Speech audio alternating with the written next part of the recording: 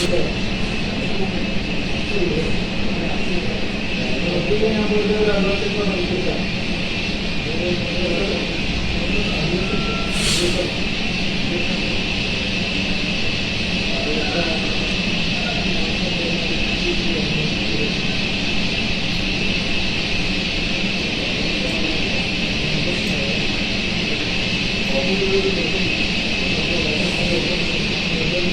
പഠിച്ചുകൊണ്ട് പോയി ready cash ഉണ്ട്. ഞാൻ പോയിട്ട് ഒരു 2 ലക്ഷം പഠിച്ചിട്ടാണ്.